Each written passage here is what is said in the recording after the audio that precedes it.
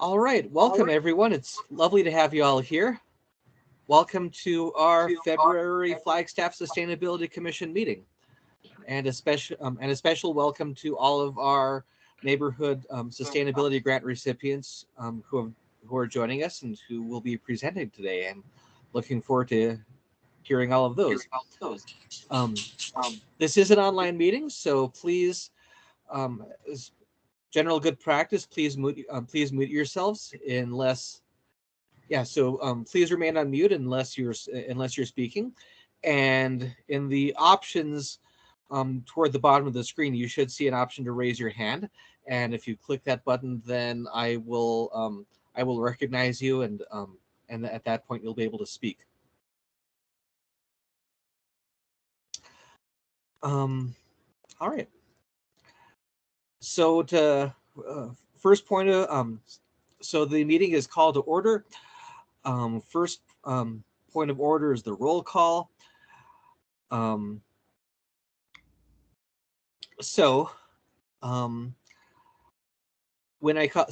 Commissioners, when I call your name, please unmute and say present or here. Chair Kevin White, I am here. Vice Chair Paul Byer. Here. Commissioner Margaret Steiger. Present. Commissioner Kristen Conkle. Present. And Commissioner Molly McCormick. Present. Excellent. So we have a quorum, and actually every commissioner is here. So thank you. Next point of order is the land acknowledgement. The Flagstaff City Council humbly acknowledges the ancestral homelands of this area's indigenous nations and original stewards. These lands, still inhabited by native descendants, border mountains sacred to indigenous peoples. We honor them, their legacies, their traditions, and their continued contributions. We celebrate their past, present, and future generations who will forever know this place as home. Next point of order is public comment. At this time, any member of the public may address the commission on any subject within their jurisdiction that is not scheduled before the commission on that day. Due to open meeting laws, the commission cannot discuss or act on items presented during this portion of the agenda. To address the commission on an item that is on the agenda, please use the Teams chat function. Simply type in public comment to indicate to the chair that you would like to comment. The chair will then recognize you when it is time for public comment, and the staff will unmute your microphone if needed. All right, do we have any public comment today?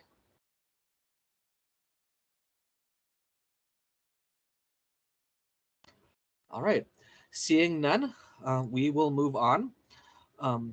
Next order of business is the approval of minutes. So did anyone have any comments on the previous meeting's minutes? Yeah, just a couple of small comments. One, I guess it was on item, you spelled Commissioner, Councilmember Aslan's name wrong on agenda number 8, a tiny thing. And then also on that same agenda item, it says Commissioner Byer suggested an updated background for everyone in the commission and shared with the other commission members. So apparently it's something I said. I have no idea what it was. So if you do remember, you might clarify what I suggested there. But otherwise, it can just stay as is. I just don't recall it right now. Thanks. Okay. That's all. Thank you, Commissioner Byer. Brianna, do you have? Oh, Commissioner McCormick, please go ahead. Yeah, I think Vice Chair Byer was making a comment on wanting biographies of the commissioners just to get to know each other a bit better, if I remember correctly. Oh, that sounds cool. Okay, yeah, yes. So perhaps little CDs or something would be a nice thing to do. You got it. Thank you for remembering what I said. All right. Vice Chair Byer, with that in mind, would you like to request any changes to the to last month's minutes? Well, I guess just say request a 1 or 2 page background or CV or background document on each commissioner. Just something less vague than updated background. All right. Brianna, is that an easy change to make?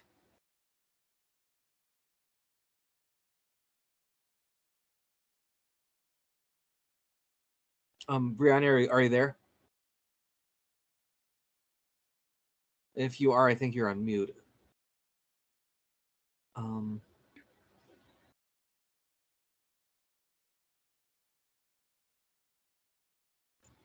Okay, well, I guess I don't know if Brianna's here or not, but I guess we should probably move on for now. Are there any other comments or concerns about the Okay, Brianna says that her mic isn't working. Brianna is are those the changes to last month's minutes that Vice Chair Byer asked about? Would those be easy changes to make? Perfect. Thank you very much. Okay, so are there any other comments about the are there any other comments about last month's meeting minutes? I move to approve. All right, we have Commissioner or Vice Chair Byer. Would you like to move to approve, or would you like to move to approve with the requested changes?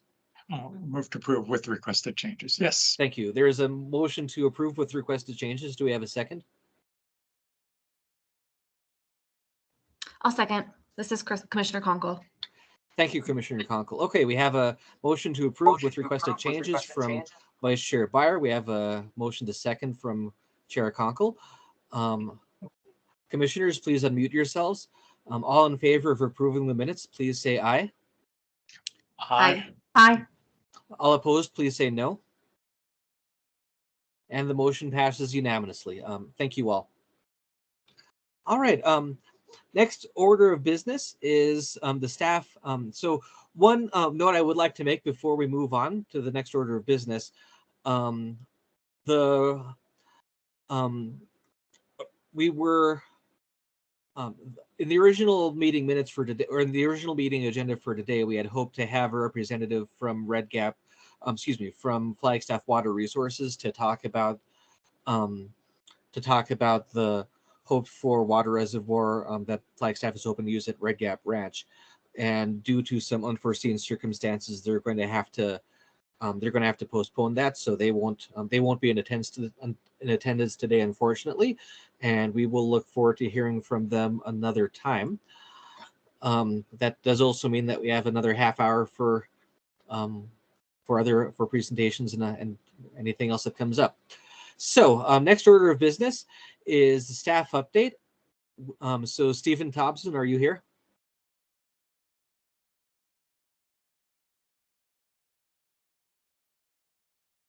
Summer, you are muted. Sorry. Hi, Kevin. I'm going to be doing the staff update today. Wonderful. Thank you. So Summer, the floor is yours. Great. And yeah, I'll take a little bit of time to do the staff updates, and then I'll be passing it to Natalie Pearson, who will be introducing herself. So give me one moment here. So a month in review of February, we've welcomed 2 new team members onto our team. We've got Genevieve and Christian, both have joined the climate team. Genevieve as our resilience analyst, and Christian has joined as a Clean Jobs Workforce Development Vista. So we're very excited to have them on our team. We've got a Fix-It clinic coming up on March 4th. That's going to be from 10 to 2 p.m. at the Josie Montoya Community Senior Center. All of our amazing volunteers are going to be there to help fix small appliances, clothing, bikes, jewelry, all for free. We do recommend that you make an appointment ahead of time, but walk-ins are also welcome. So breaking down our updates by program area, we've got climate action first. Within the resilience area, we have staff participating in a community clean air program cohort through the Fire Adapted Communities Network. This cohort focuses to share learning and support for the work being done in communities to improve access to clean air to our community members. We've got another climate resilience project event coming up called Creating Resilient Networks, or Neighborhoods, excuse me. And during this workshop, we will be building skills to become more connected and resilient through neighborhood projects. This will be going on February 25th from at 10 a.m. via Zoom. In the equity world, we have our climate advisory group. So this includes the business climate advisory group, which invited a guest from the local First Arizona to learn more about their green business certification program. We also have the youth climate advisory group, who are working on several projects, including outreach for the upcoming Youth Climate Summit, as well as a food waste project with FUSD. And finally, the Equity Advisory Group has been discussing resilience hubs and what the potential impact could be for our community. Staff are presenting to the Neighborhood Partnership Coalition on several offerings through the Sustainability Office, including energy rebates, community garden plot registration, and Youth Climate Summit. We've also got some upcoming home energy efficiency workshops. It's actually the final one that we have will be on March 1st. Some updates to the home weatherization rebate program. We've distributed $40,000 to residents to incentivize home weatherization and electrification.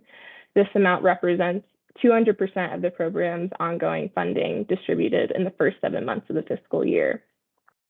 And finally, in the climate world, the Sustainability Office is partnering with Water Services to offer a water and energy incentive workshop to developers in late March.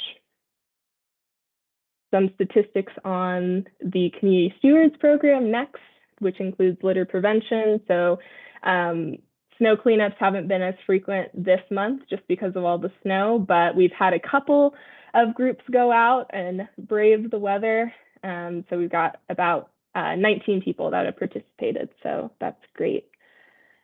And then we've also been working on the Stream Stewards program. So Sonoma Boynton presented to City Council in February and asking them about potential adoption of sections of the Rio de Flag. And so this opportunity is also open to community members that are interested in adopting a section of the Rio. And in February, 2 additional sections have been adopted, for a total of 16 total adoptions since the program has launched, which is very exciting. And moving on to the food systems realm, we had an agricultural workforce development program info session at the library last week, which was meant to support growers and potential apprentices in becoming a part of their program. It's statewide funding that's available to promote agricultural jobs throughout the state. We've also got our community garden plot registration coming up next month. Applications will be open through March 1st to the end of April, and plots will be rented out to community members at all 3 of our garden spaces. More information about that on our website. Moving on to materials management, we've got a lot of engagement with schools recently, helping them to promote recycling and waste reduction education on their campuses, as well as auditing city facilities to ensure that they have proper recycling infrastructure. And yeah, we're also hoping to work with NAU this year during the Donate, Don't Ditch events, which are in place to help students reduce their waste during move out at the end of the semester. So lots of exciting engagements going on there. And yeah, that's pretty much the February update. Our most popular Instagram post and social media post this month was related to a new position that we're hiring, hopefully this month, to actually help with the Neighborhood Sustainability Grant Program, which is really exciting. So that is exciting. Thank you. Yeah, and then I'd love to pass it to another new member of our team, Natalie Pearson. She joined us in January as the new Sustainable Food Systems Vista. So Natalie, if you want to take it away and introduce yourself, the mic is all yours. Thank you, Summer. Hello, commissioners. It's lovely to see you all this evening, and hello, guests.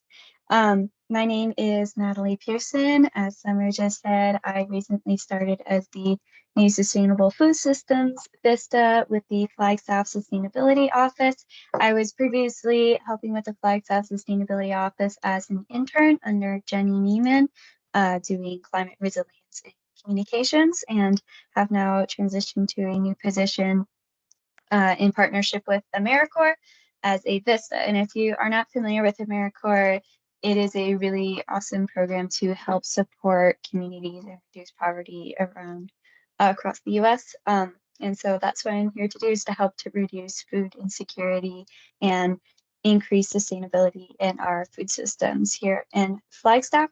A little background, I am actually currently an NAU student finishing my master's. I am in the Climate Science and Solutions program and will be graduating in May. Before starting this program, I was also an undergrad at NAU and just finished my bachelor's in last May in Environmental and Sustainability Studies.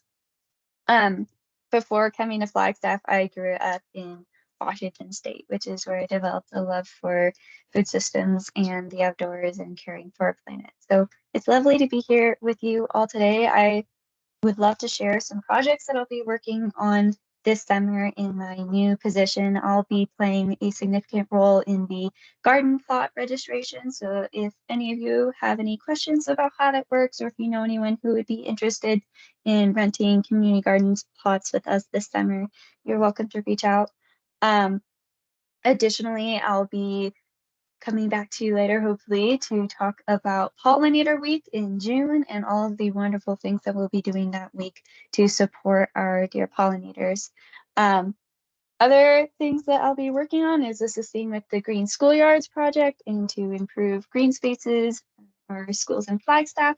We just received confirmation from Mayor Becky Daggett to pledge a 4th year to the Mayor's Monarch Pledge, which works to support pollinator habitat and conservation. Additionally, I'll be working to help increase access and awareness of SNAP food bucks and Double Up food bucks to increase access to local healthy food, and hosting an expert compost series later this year to teach people about composting. And finally, just doing a lot of volunteer coordination. So I look forward to working with all in the future. Thank you so much for having me, and have a lovely evening. Thank you. Wonderful. Thank you, Natalie. It's great to have you on the team. All right. So next order of business is our list of is our presenters from our previous year of neighborhood sustainability grants. And once again, I'm very happy to have you all here. I do have what I believe is a comprehensive list of the people who are presenting, and it appears alphabetical, and so path of least resistance, I think we'll just call the presenters up alphabetically. So first presenter, Co-op, are you here?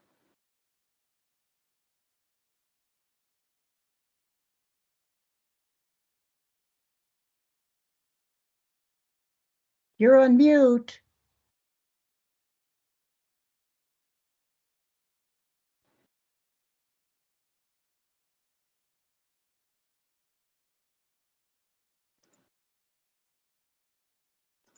Right.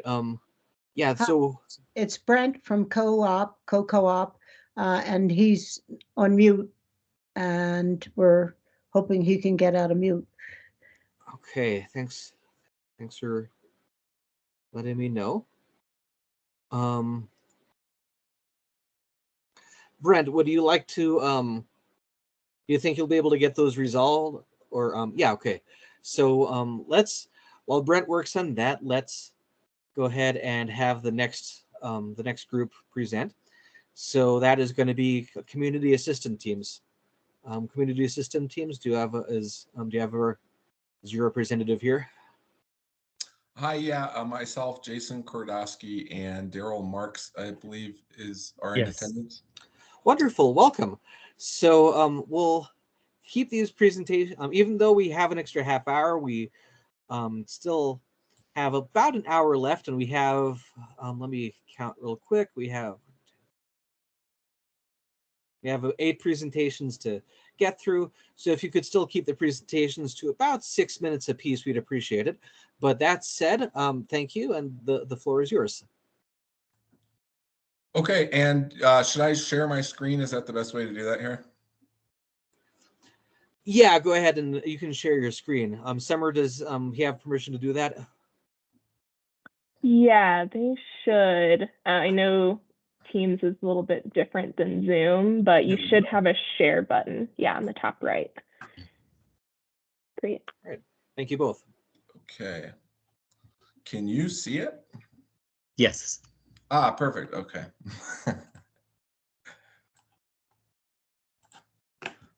Okay, now, can you see the presenter view? Yeah. Oh, bummer. Okay.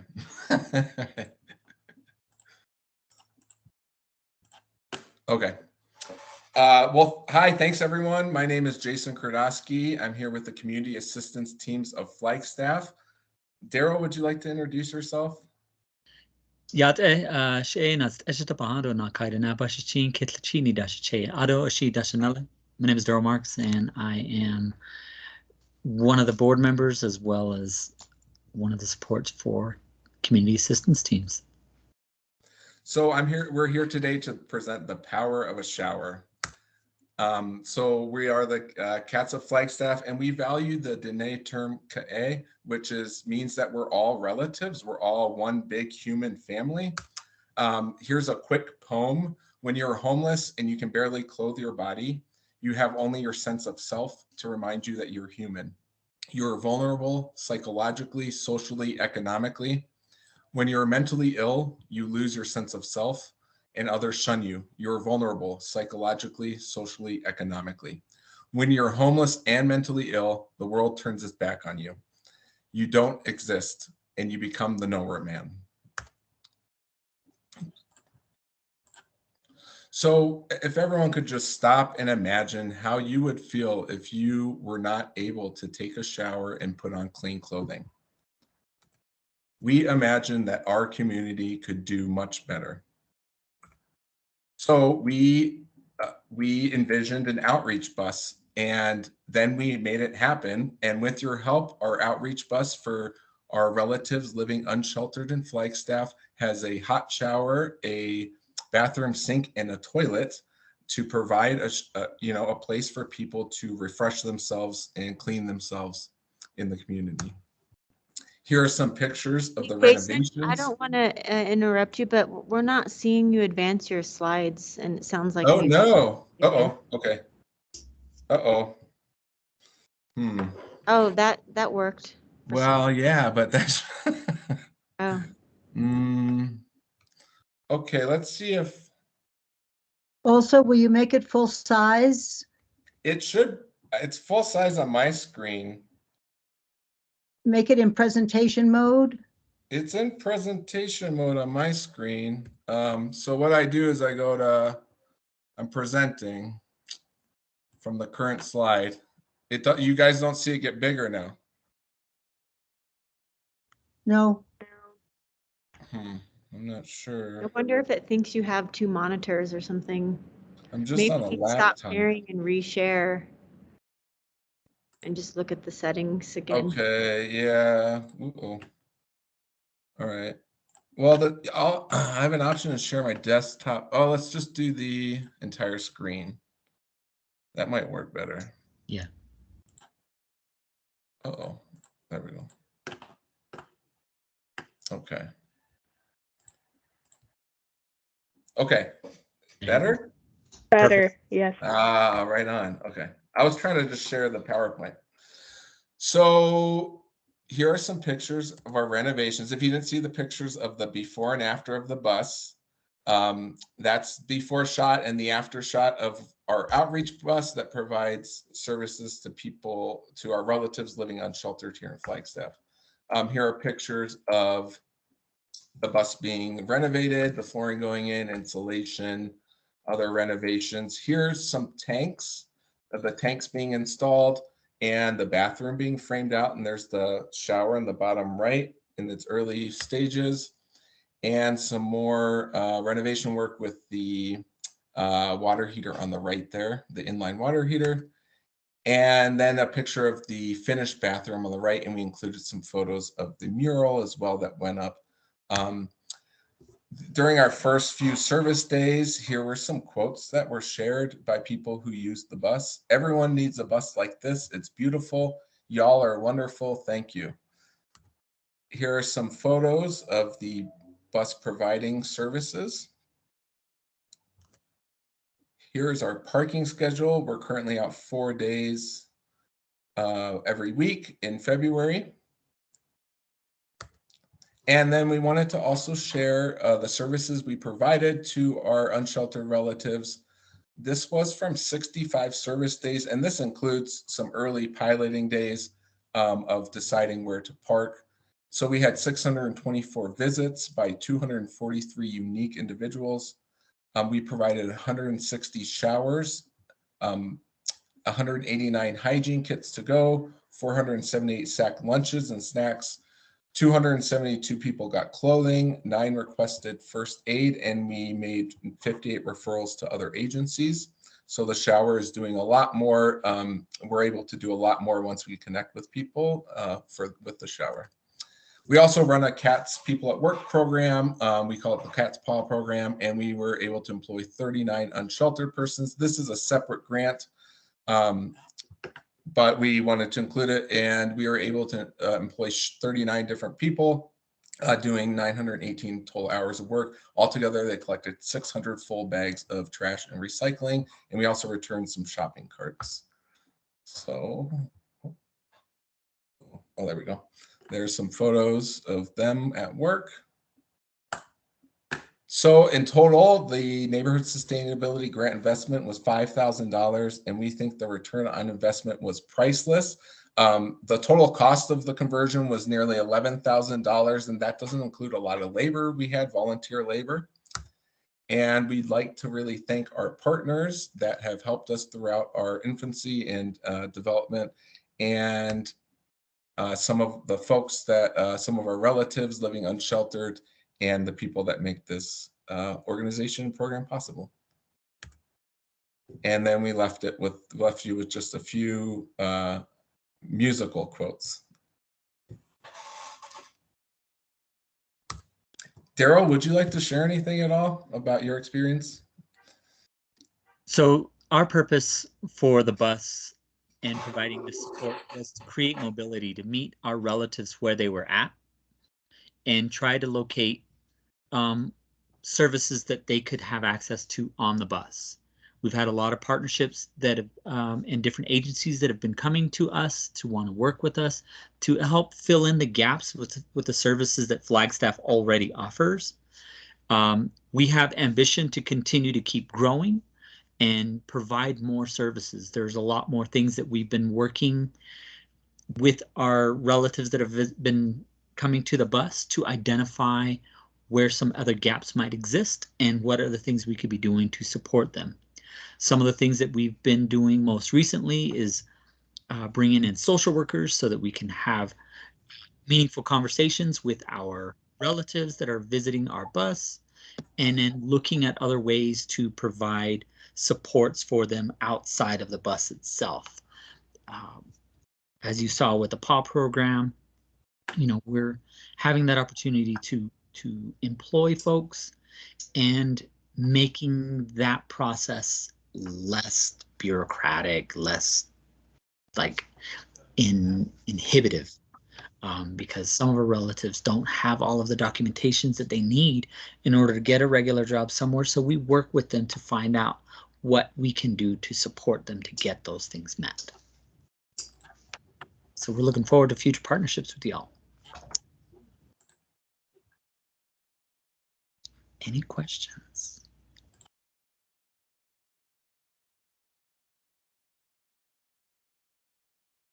Molly. Hey, I just want to say thank you. Like every time I've seen some advertisements on the social media and I just get like choked up about how amazing this is. So it was cool to see the amount of impact you've had in just 67 days out there. And so just thank you. It's really awesome. Well, we invite you to come see the bus for yourself. Oh, cool. Yeah, I would love to know how to hook up with you. We have our social media page that Jason takes care of, and we update that calendar. There's newsletters that go out, so we could include people on that newsletter so that you know when and where we'll be and in what other services we are providing or what other needs we might have based on what our clientele or our visitors or relatives are sharing with us. All right, thank you. We're almost out of time, but are there any other questions? All right, well, again, thank you for making such wonderful use of the grant money and for providing such an invaluable service to our community. And best wishes with all your future endeavors with as far as that and everything else. Yes, thank you for your support and thank you for your willingness to have faith in what we were doing and what we're doing now. So yeah. Yeah, Thank you so much. you're very welcome. It's our honor. All right, so thank you very much. Brent, are you feeling did you get your microphone issues resolved? I think so. Can you hear me now? I can. Delightful. All right. Okay. Teams and browsers did not like my microphone. It blocked it for some reason.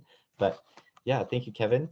I am Brent Bargon with Co-op, short for Coconino Cooperative, which is Flagstaff's makerspace.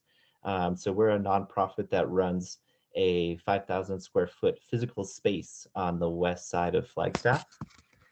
And we have two forks in our programming. The main one is tools sharing, and the second is community education. So we were given $5,000 from this sustainability grant to help with our tool sharing fork of our programming. And the two things we were specifically looking for was to start a tool library. So similar to a regular checkout library, we were looking to be able to allow our members to borrow tools and then also generally beef out our workshop. Sorry, I'm multitasking here trying to get presentation up and running.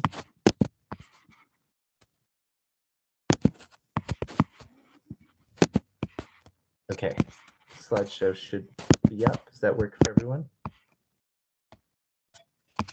Yeah, we can see it. Okay. Oh, it's going now. Okay, so this is our space. And we are kind of over by the Home Depot, and we are primarily funded by our member base. So we have 97 members that pay for 24/7 access to our workshop. But we do rely on grants and significant funding beyond that to build up our capital expenses towards tools and workshop items. Member fees basically just keep the lights on at this point. And we're volunteer driven, only now looking towards staff positions, but all this is volunteer driven, created since 2020. So popping forward here, so our tool library right now is specifically open to our member base, but we've already exceeded 2x the cost of the tools themselves, and we allow members to check them out for about 1 week at a time. And same, just like a library system, it's just tool borrowing, tool sharing. You can think of something like the pneumatic nail gun, the little pancake compressor in the background there. That's a tool someone might want for maybe a weekend of doing flooring or something like that. And it's really a waste if every single one of us has one of these in our garage. So our philosophy is that we just take away that redundancy. So we're able to take any one of these tools and increase the user access and increase its total life usability. And then the second part of our grant was just general workshop improvements. So this is also in the tools sharing category, but these tools stay inside of our workshop. But you actually might have heard of us from the water barrel program through the city of Flagstaff. We do, in addition to just allow our members to come through our shop, we also have special events like that where we have community engagement. And for those events, we'll sometimes push out like 75 water barrels in one afternoon mission. It's pretty impressive. So these sorts of tools are difficult to afford with just our member base. So some things like the nail gun and a nicer router were part of the grant program as well. And these things live on for years and years. So showing some more of our specialty tools in the works. Yeah, so these tools will live on for years and years, well beyond the 1-year lifespan of this grant. But already we've pretty much doubled the tool value of one of these tools, if based on the assumption that people often will buy one of these tools and just let it sit in their garage. So that's what we're trying to get past as an organization. And we've been incredibly successful in just the last 2.5 years, and we're looking forward to future growth. And that's all I have. Does anyone have any questions?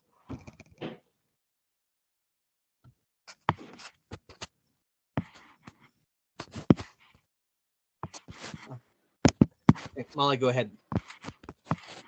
Or Commissioner McCormick, go ahead. Yeah. Hi, Brent. Thank you for, Hi. I appreciated seeing all those photos. I hadn't yet made it down to the co-op, and it was really neat to see your workspace and all the volunteer activity down there. And it's a really important thing that you provide for the community. So thank you. And I'm glad we were able to increase your tool supply there. Thank you, Molly. It's a good time to plug that we have open house hours every Sundays at 2 to 4 p.m. Our address is easiest to find just on Google, but if anyone ever wants to stop by just to see what we have going on, just to say hi, that's just open public tours.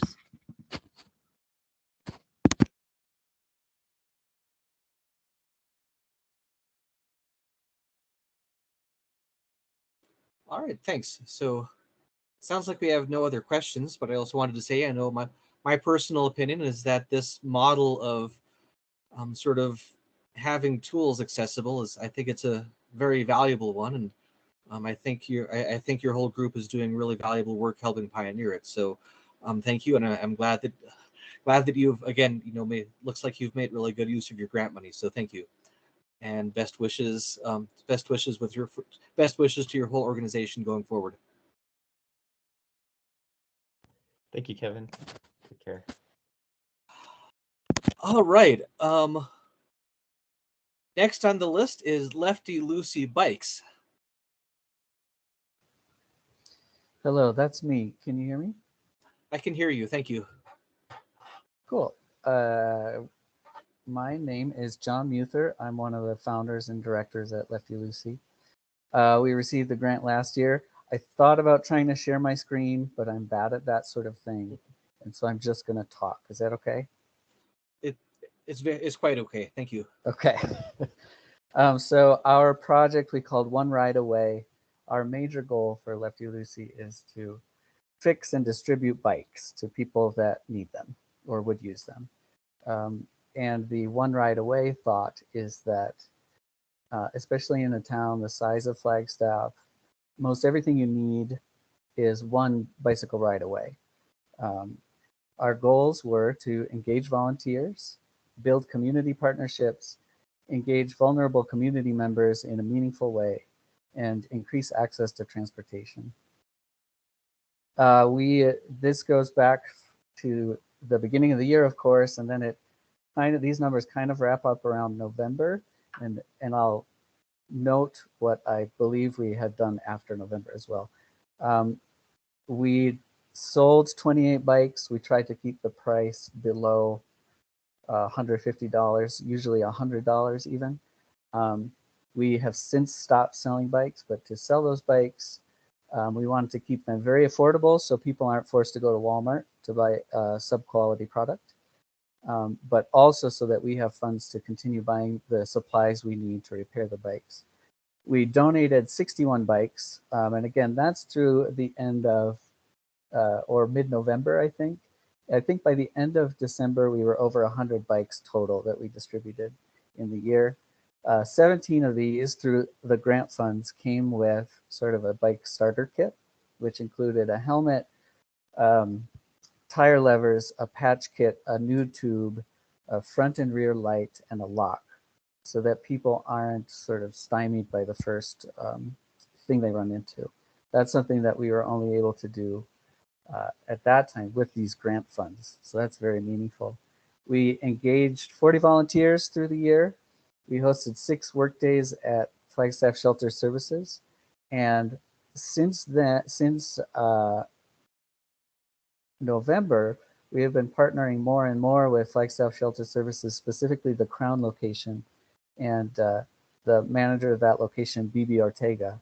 We have since then built them a bike shop, more or less, and all the tools that we purchased with funds from this grant, they actually live at the shelter now, and they get used, I would say, on average once a week, often, especially when the weather's better, often several times a week.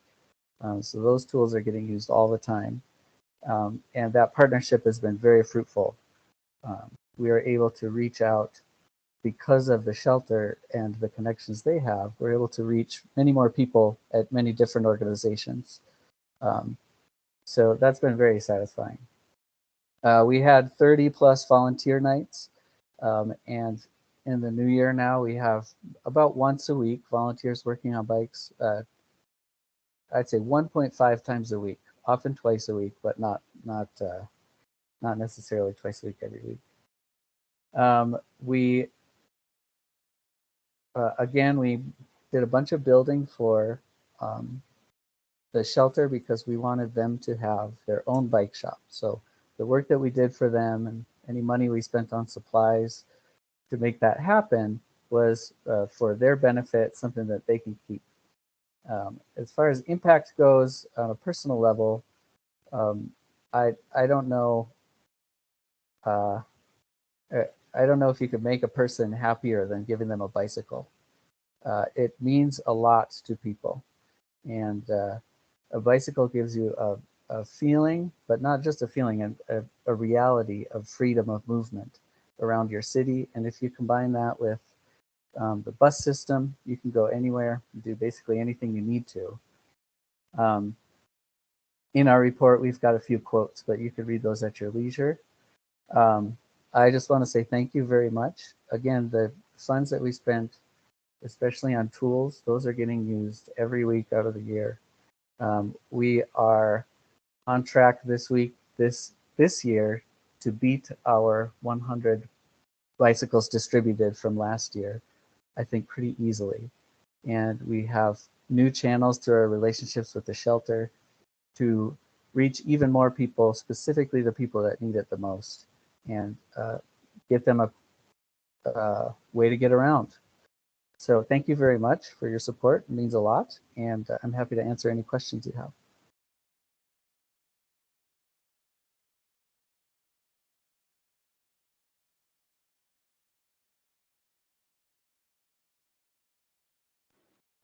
Vice Chair Byer, go ahead.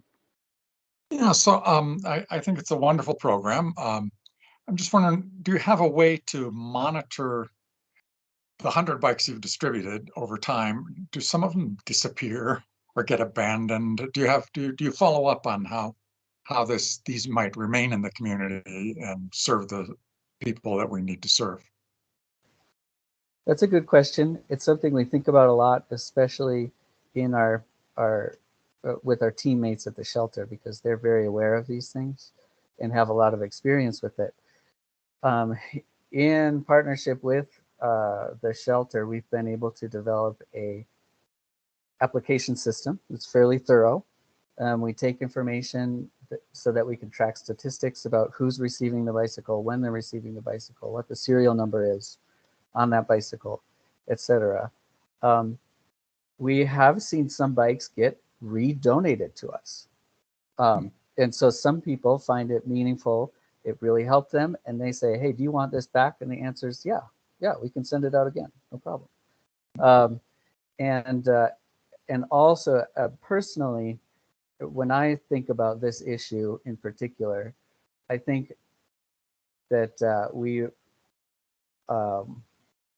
want to be careful, do everything we can to make sure that people are accountable for their for any kind of misuse of the program. However, I won't let a bad apple or two, if it ever happens, stop me from giving away bikes, because I think the positive impact is much better than the few times it might be abused. And I haven't noticed it at this point. I haven't noticed it to date. So we'll see if it happens. I don't know. Okay. Well, thank you.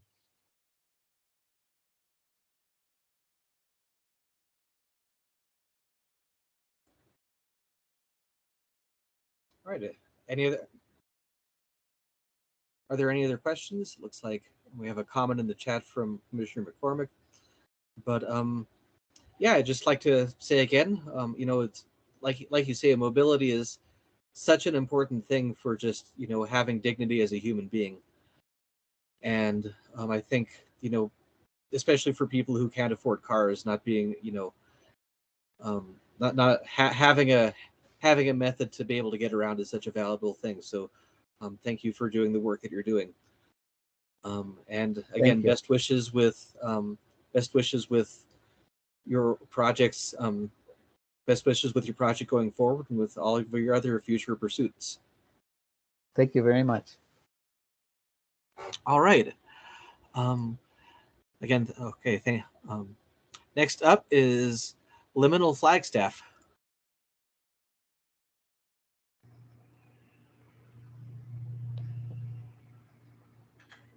Can you hear me? Yes, we can hear you. Thank you. Okay. Hi, everybody. I'm Ryan McElligott, and I am the co-founder and president of Liminal Flagstaff. And I'm basically just here to kind of communicate about our new community care food program that was able to come into fruition given the being a recipient of this grant. So I'm just going to kind of touch on what that looks like. For us, just to give people a little bit of a background on Liminal Flagstaff is a nonprofit community center and cafe. It intends to act as a space for communal empowerment, involvement, cultural reprogramming, and artistic intervention. We've offered it, since we opened, a free working space in a cafe environment, meaning you never have to pay to anything here in order to utilize the space. However, there are the same kind of accommodations that a cafe would provide. All of our drinks are pay what you can. And then we have a free art room, an exhibition space, a communal radical library. We're a space for vital resource exchange, community care packages. We have a computer and printer. We are a space for community meetings and a variety of workshops. And a big key component we were missing to the space, and something that we envisioned having in the space from the get-go, was a food program. And this grant allowed us to bring that to fruition. A food program is a core resource exchange we had been hoping to sustainably implement. Liminal believes that access to nourishing food is a human right that should be freely accessible at all times. So it was our goal in this past year to implement that into our community space. Our location is right in the heart of the South Side neighborhood. We're right across from Speedway, a shot away from the downtown Mission. This is historically home to low income, racially marginalized, unsheltered folks and working class communities. So essentially, we were just excited to implement a food program that could show the dynamicism of nutrient dense cooking with seasonal produce and to inspire folks to eat in ways that felt nourishing, as opposed to throwing food that isn't necessarily healthy or necessarily nourishing at demographics that deserve to eat nourishing food. So let's see. Basically, just wanted to touch on what our food program looked like. Our core goal with initiating the food program was to create a method of having accessible, affordable, and healthy meals with ease.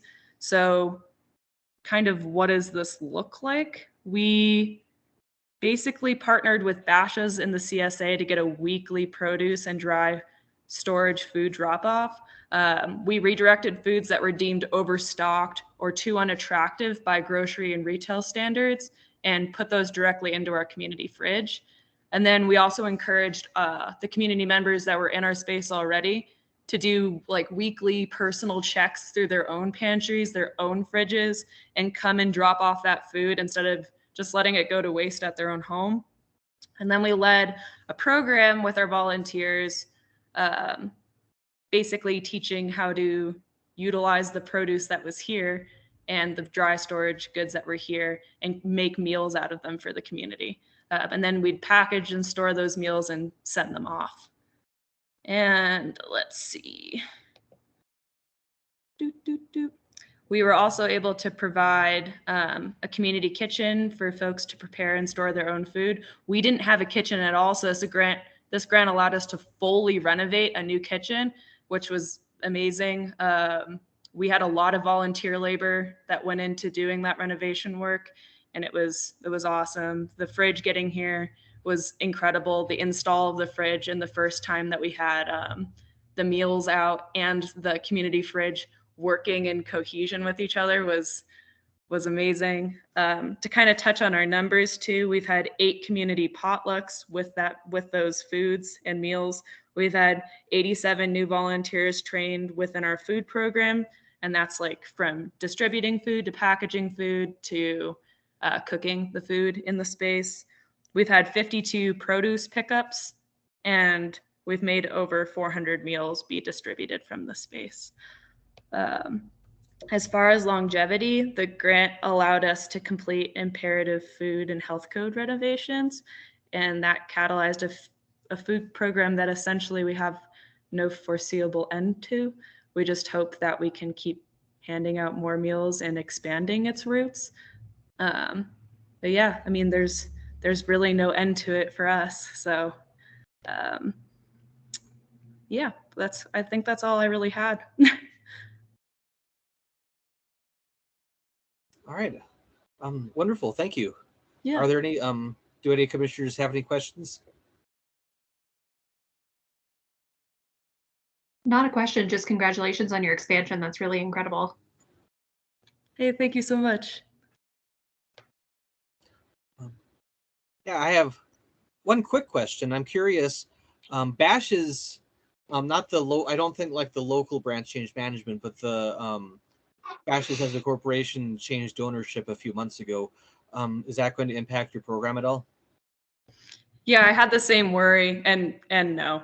Oh, that's yeah. It was just sort of a seamless transition. wonderful. That's really good to hear. Yeah. Well, it sounds like you know, I've never heard anything but good things about Liminal as an organization, and it sounds like this food program is a really invaluable addition to the Flagstaff as a community. So thank you for doing the work that you're doing. Best wishes with both the food program and with Liminal and with all of your future pursuits. Okay, thank you for your time. Thank you for yours. All right. Thanks everyone. Next up is Northland Family Help Center. Hi, this is James. Can you hear me okay? Alrighty, Yeah. So my name is James Kennedy, and I work at Northland Family Help Center's youth shelter.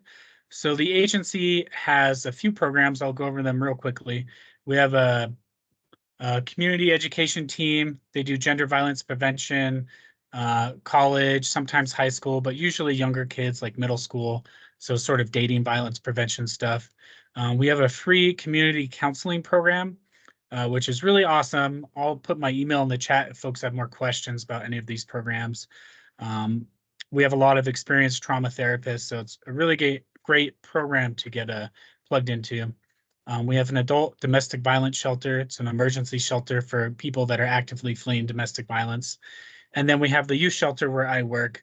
And we have youth that maybe have just been removed from an abusive or dangerous environment. We have some youth that are on probation that maybe they're not ready to go home or home isn't ready for them. So they're not technically homeless, but they're sort of transitioning home.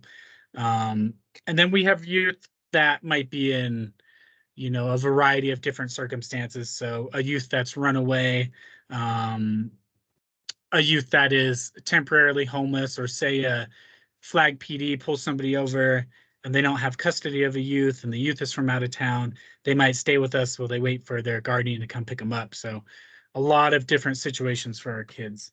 But we got I think it was a $4,000 grant to help expand our garden program and to help us give away more garden starts. So it could be seedlings, it could be, you know, cuts we've taken of roots and sprouted, and then pass those on to both clients and community members. And it went really well. We gave away, let's see if I can get some pictures up here. I guess I almost forgot about that. So let's see, does everybody see that okay? Yes. So this is just an example of maybe less than a quarter of the plants that we gave away. We purchased these seed starting kits with the grant money, and these are just strawberries that, if you've grown strawberries before, they just go and go and go. So the kids, you never know what they're going to like, but they loved saving the little strawberry sprouts that had spread into the yard out of the garden. And then we'd plant them in these guys and then give them away when they got bigger. And we gave away, in the end, maybe 6 trays of these.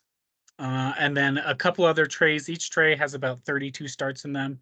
A couple other trays of more normal garden starts like spinach, broccoli, kale, tomatoes, peppers, you know, annuals and stuff like that.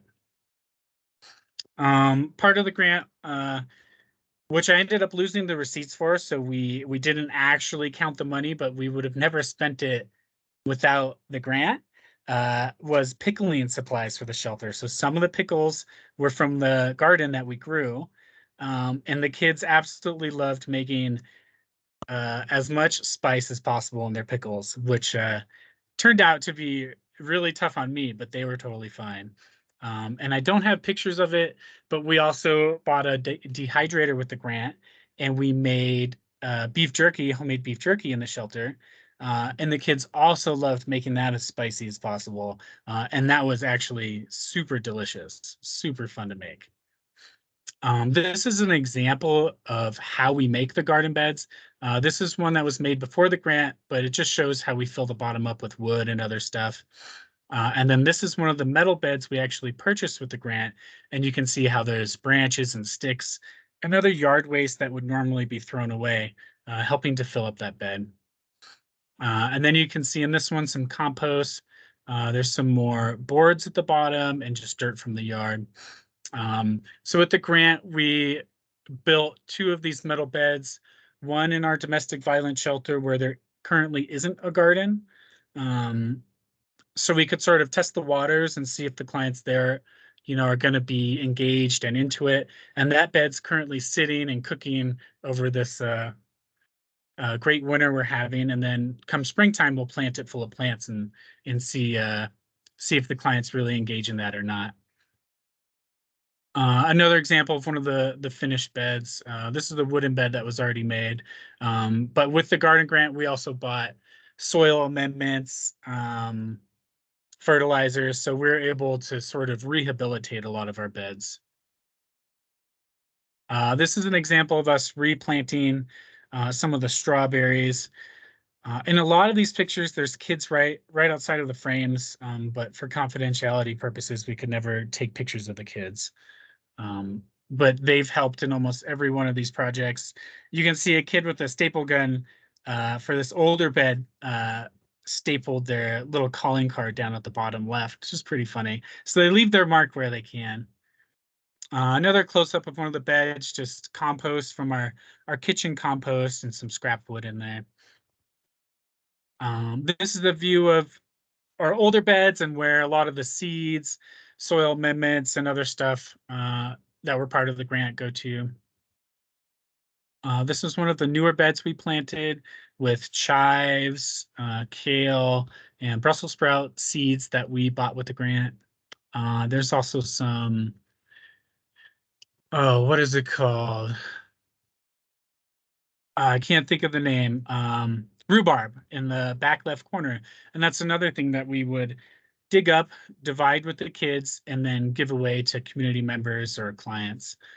This is a picture of kind of how the garden looks like in the spring, or sorry, summer. It goes absolutely wild. This year we had pumpkins everywhere. Kind of makes me miss the nice weather.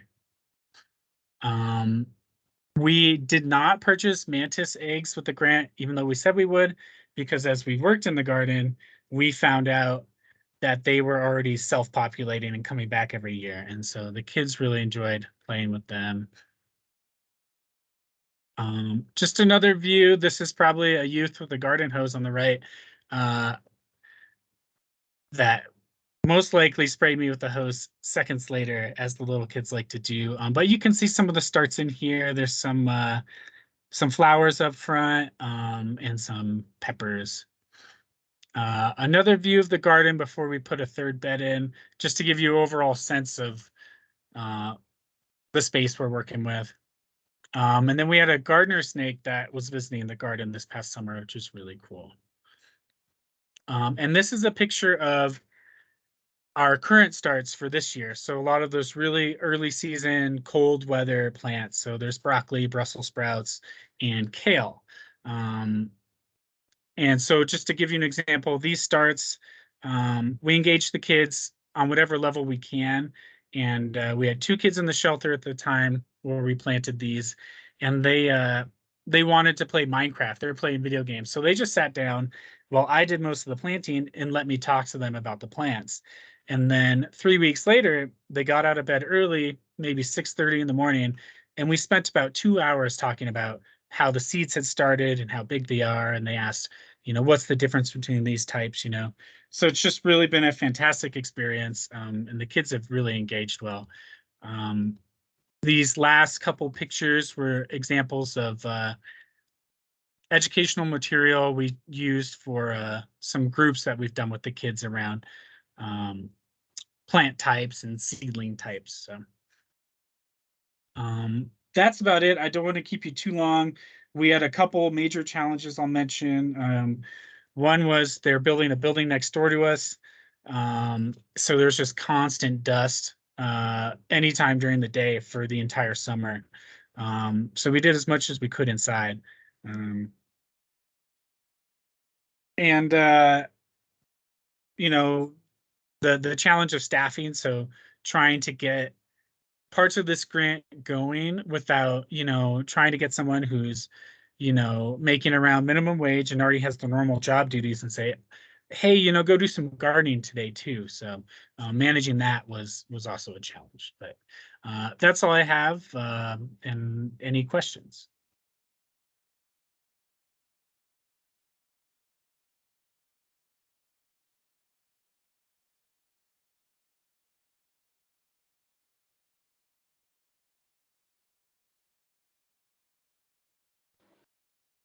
All right, I'm not seeing any questions, but I would also like to say, the work you do is just, absolutely invaluable. I've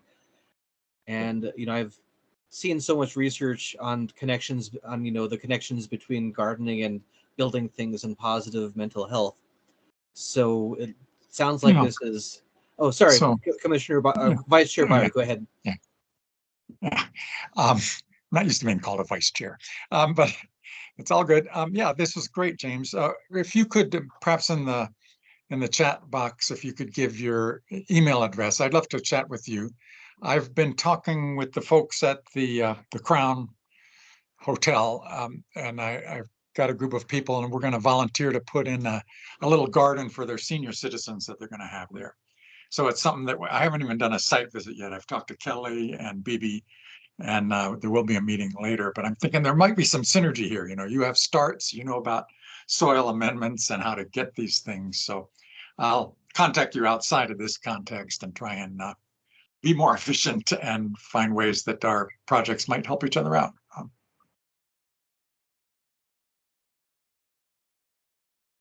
Okay. All right, thank you, Vice Chair Byer. And just wanted to also say, just again, thank you for making such good use of the grant money, and it sounds like it's going to be a very worthwhile addition to what's already an invaluable program.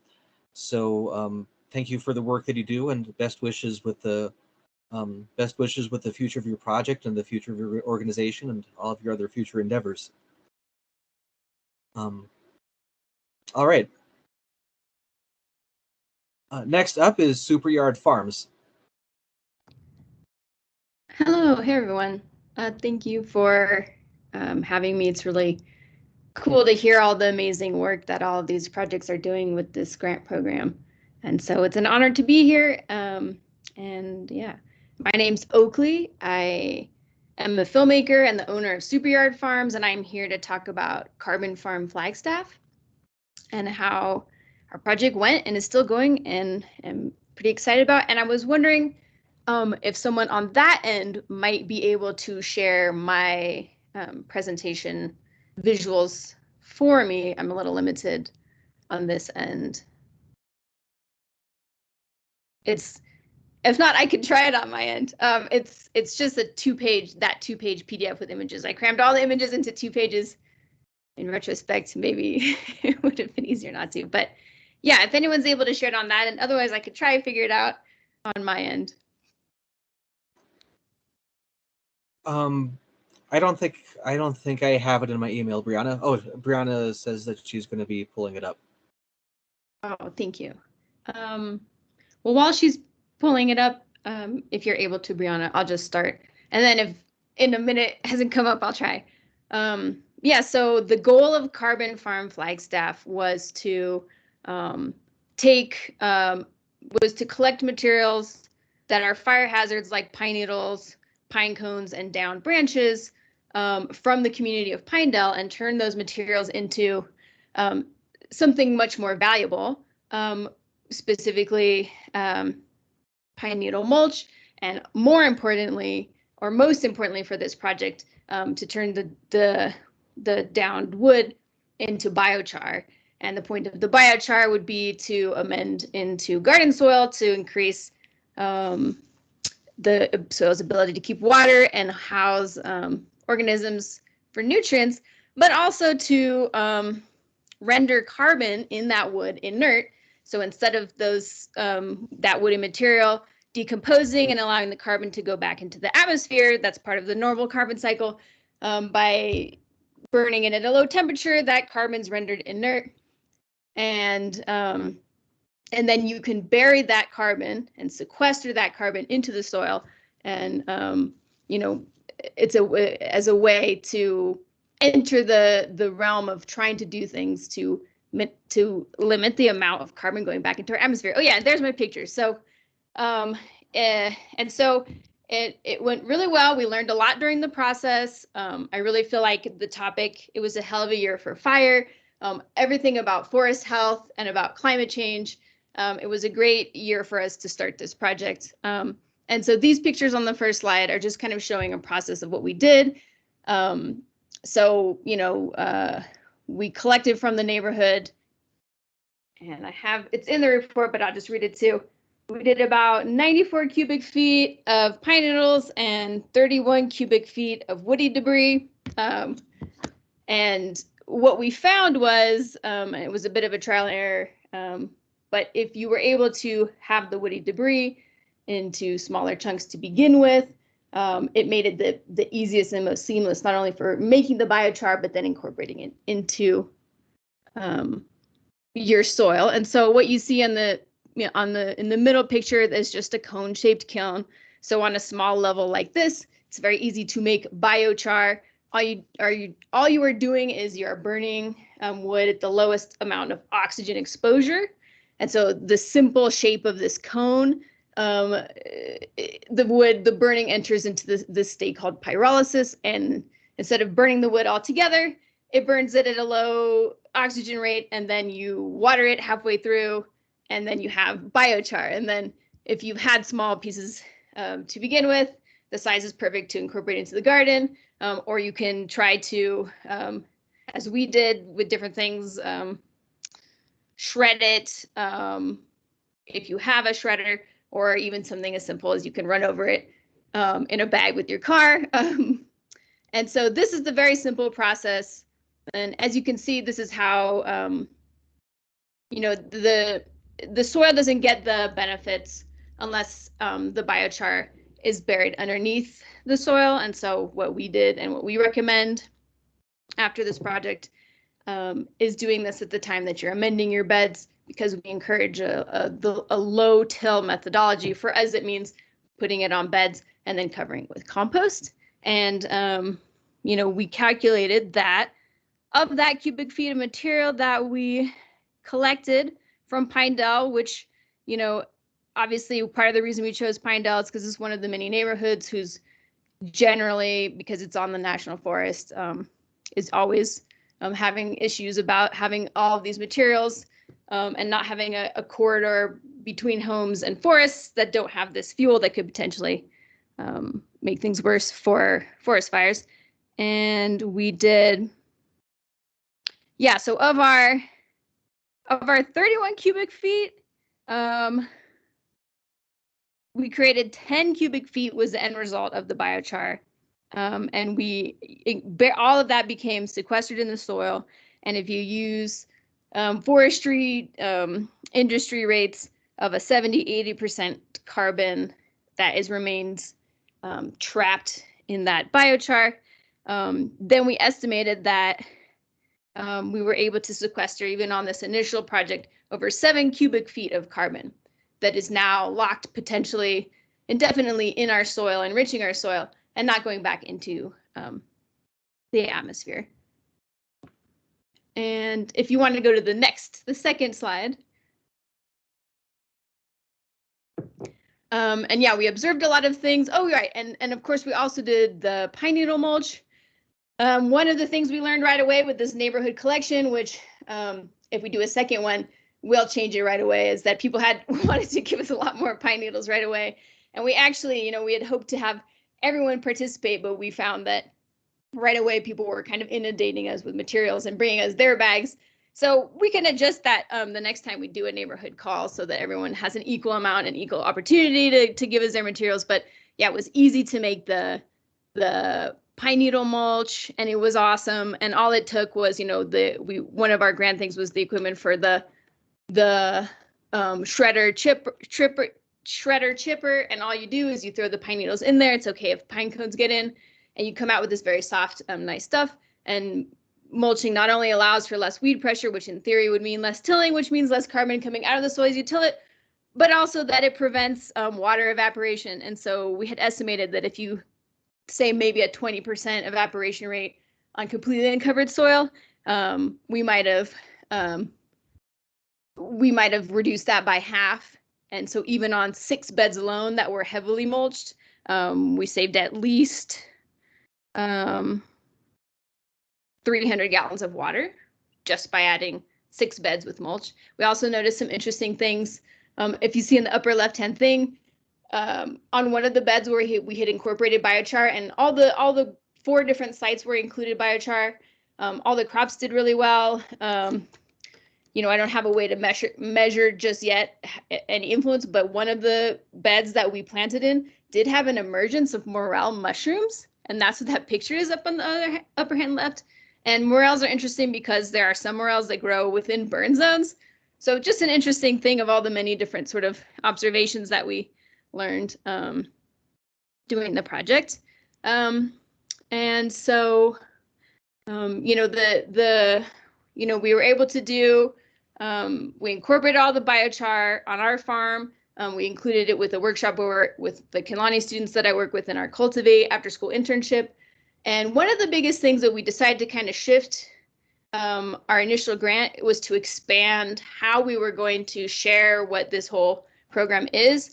And so, we had originally had just different cool worksheets with original art by Jaranez for our workshops, and we decided to expand that actually into a coloring book.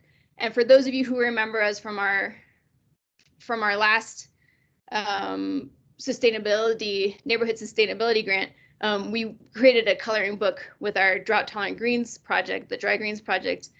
And the last year when I presented, like, that coloring book was kind of barely getting out there, and we had so much positive impact putting all the information about saving water and growing seeds and putting this beautiful artwork from local artists. It had such a positive impact, and it was a way for us to really get to amplify our project. And basically, after we did this, we decided that this whole story about the connection between our forests, our forest health, wildfires, and climate change, in a view that understands the role of fire in these spaces and the roles that we as citizens, regular citizens in Flagstaff, can play in not only stewarding these things, but growing and offsetting climate change. We realized that this would just really deserve like more than just a few worksheets. So we are publishing it into, similar to the last one, but a few more pages, a 24-page coloring book. And we have the same artist that did the last coloring book. You can see at the bottom. That's a picture from the last coloring book, not the new one. But Jaranez will be doing most of the drawings again, as well as Meg will also be contributing. And and yeah, I think our main, we're planning to release that at the first seed swap of the year, right when people's springs are kind of taking off and when they can incorporate these practices. And I don't know, I might be out of time, but that's basically the project. We're really excited about it, and we're really excited to bring this information to the public, to Flagstaff. And one thing we learned from the last coloring book that we did different with this one is that here at the end of the book, we have a call to action for people to go out and pick. There's a place for notes in the coloring book and botanical drawings to go out and pick a tree or a stand of trees to take observations and to kind of steward throughout the season during spring, summer, fall, and winter. And the coloring book focuses on ponderosa pine, pinyon pine, juniper, and gamble oak. And so this time the coloring book has a call to action that also has a QR code and a hashtag, so that when people share that, we can see that and we can keep track of those results and have a way to see who's engaged with this and be able to share that as well if there is a lot of positive feedback. So, again, thank you for letting us explore these new ways to kind of combine a lot of global but also very local issues in our project. All right. Thank you, Oakley. Vice Chair Byer, go ahead. Sure. Thank you. This is interesting stuff. I'm no expert in biochar, but we did another grant. One of our grants this year was to Marco Alatorre, who's doing, I think he's trying to make some fuel, some home stove fuel out of biochar. So, you folks you may know him, but you should network with each other. And then the other thing is I know some folks that have, the government is going to clamp down on these PFAS, these forever chemicals that they're putting out. The federal government's going to put out new guidelines for PFAS, and I don't know what the acronym is for, but they're bad chemicals. The Flagstaff Water Group is interested in using biochar as a massive, we're not talking cubic yards, we're talking thousands of cubic yards, as a way to lock these things. So to create some nice moist soil. They think it might take out 95 or 98% of the, that's as good as we can do. It's cheap. It's much less expensive than some fancy chemical way to treat these things. So at the places where, like at the Rio de Flag and the big canyon out there with the petroglyphs at it, Picture Canyon, where we release our water, you know, we would have these big fields where we bury many tons of biochar, create a beautiful ecosystem, make that all the water we do release is going to somebody's aquifer after all.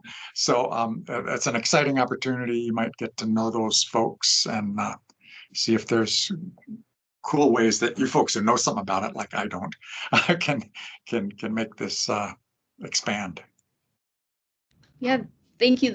Those both sound very interesting, and I'll let to follow through, because I think, you know, our project too is we want to like have the average person understand these things too, so they can understand when the bigger players come in. So I think that sounds really cool, and hope to follow that and participate in any way.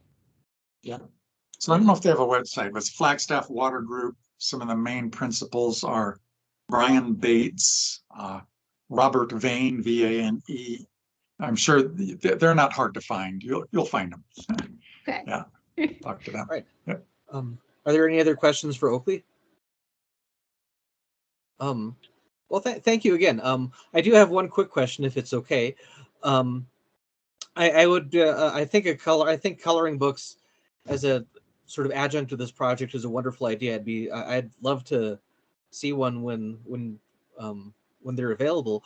I was wondering too, though, if there's any do you have any plans to sort of pass on the information you've gathered and learned about utilizing biochar in this way in like Flagstaff, you know, Flagstaff specific climate and ecosystem in a sort of a more technical and rigorous way that you could pass on to, you know, farmers and gardeners and whatnot, or people just interested in sort of the more, I guess, the sort of more practical or pragmatic and technical aspect of what you're doing.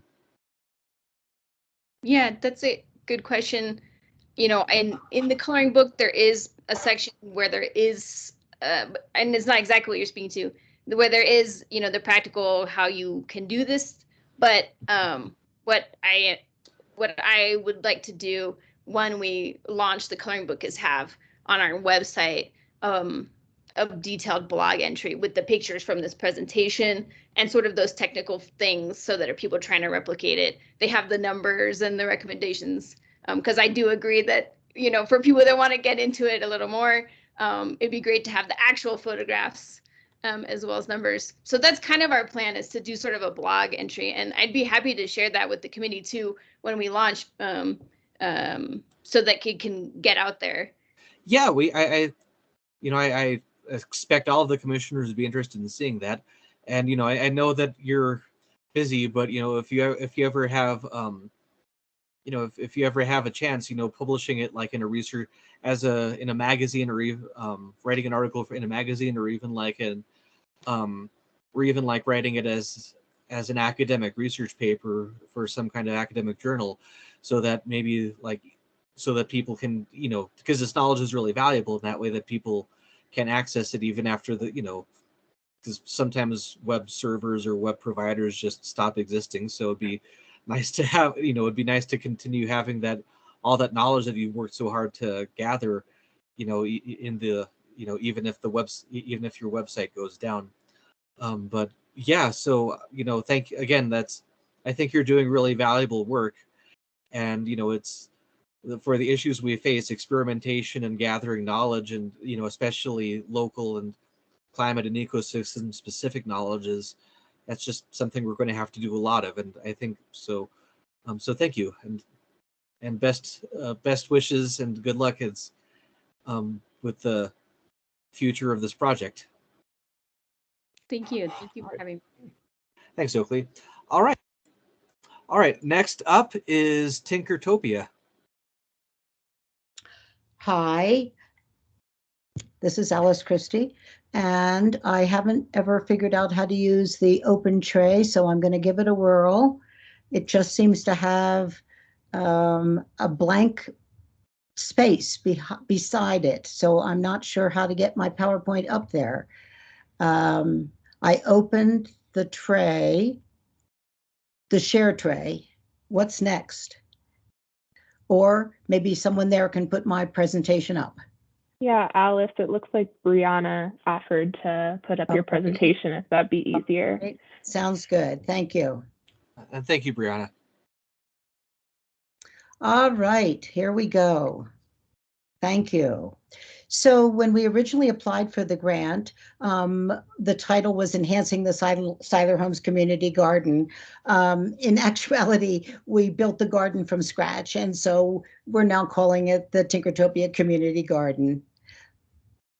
Go ahead. Yeah, there we go. So if you don't know, Tinkertopia is now located in the Seiler Homes community, which is a public housing community right at the base of Mount Eldon. And I'm just absolutely loving all that greenery because I'm looking out my window and seeing nothing but white. So if we can move to the next slide. So here is a before and an after. And if you'll go to the next slide, we can see the after is slightly bigger. Can we go to the next slide? There we go. So with our grant, we were able to install gutters on the east and west eaves of our 1,800 square foot building. We purchased and installed 4 300-gallon water collection tanks, which we put at each corner of the building. With separate money, we purchased a garden shed, which also has gutters. And then we created a pollinator garden, which is 6 by 20 feet and located in yellow, as you can see, and 4 raised gardens beds. 2 of them were 4 by 8 and 2 of them were 4 by 12. Go ahead, please. So our primary goals were to work with the families living in the community who are living in poverty. They need to prove that their income is low enough to live in that community. We really wanted to engage the children and the youth and the families in an understanding of local food systems and the importance of a good diet and how fresh food can help with that kind of a healthy diet. And to do that, we created the gardens, but we also did classes on gardening and nutrition, composting, and water harvesting for the children that live in that community. Next.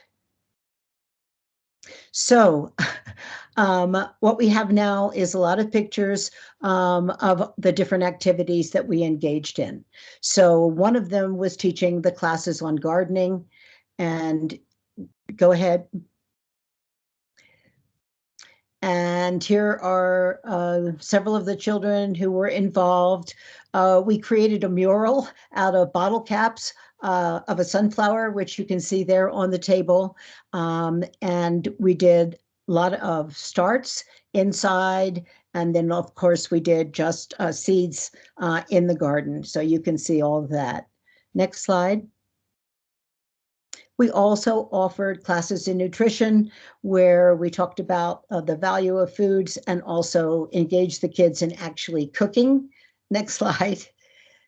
And so you can see a lovely tomato dish that we created and engaging the kids, many of whom are Native American and Hispanic. Next slide.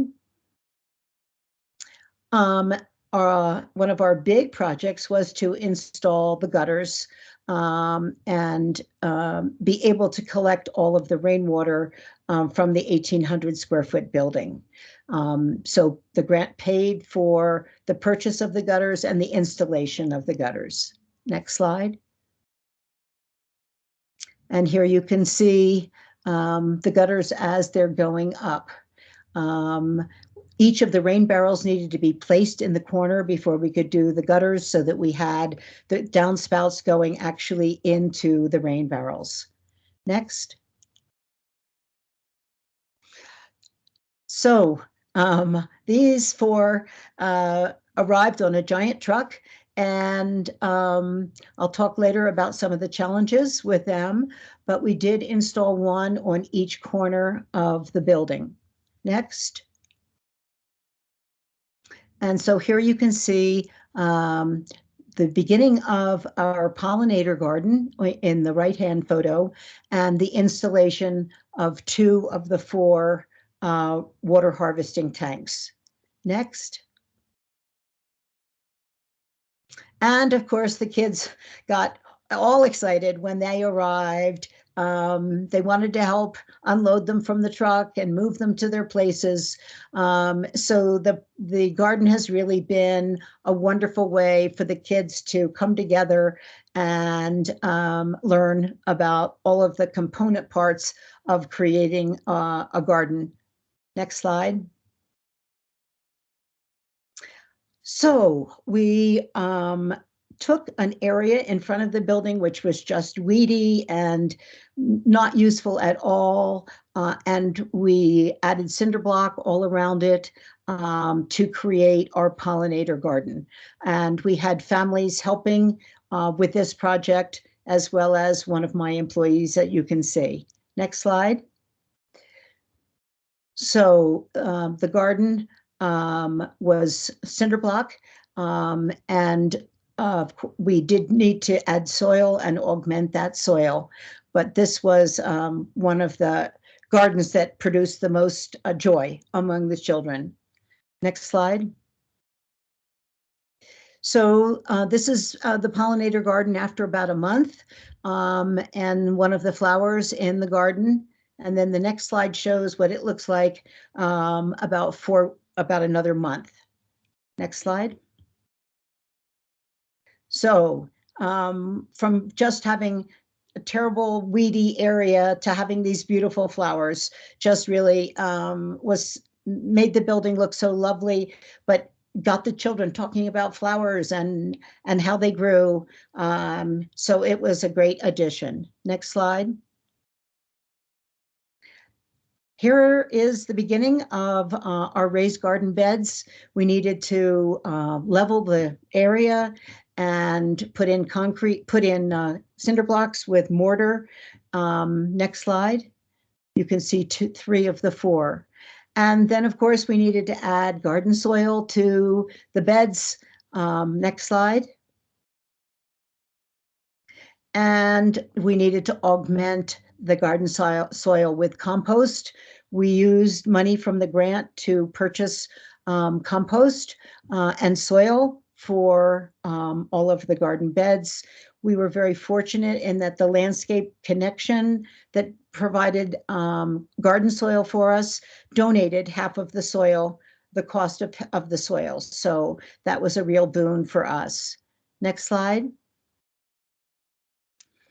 And here we are adding compost and being sure that when we did plant, our soil was really fertile. Next slide.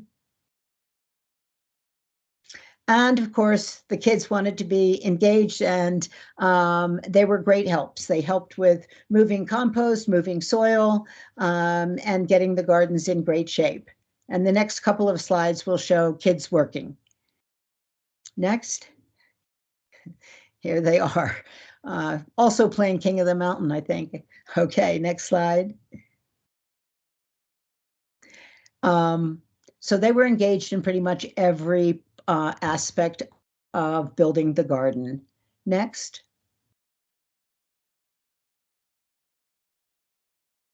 Next. There we go. And once we, oops, that's okay. We started planting seeds and watering, and here you can see the beginning of the garden.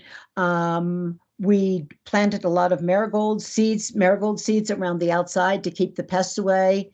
And so the first garden has already been planted, and you can see the second garden being planted. Next.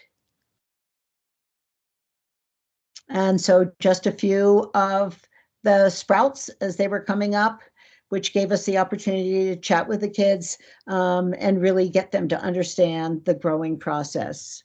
Next.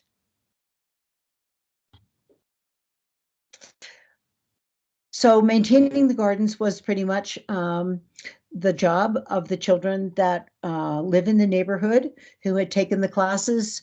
So they did the weeding and the watering, and they often took marigolds and made them into little flower bouquets, and they took those home, which we thought was really great. Next slide. And just another picture of things as we began harvesting or began growing. Next. Okay, you can just see it in progress. Next. But of course, we had a few challenges. And the next slide. Our water barrels, which were ordered in the beginning of March, actually arrived in late July.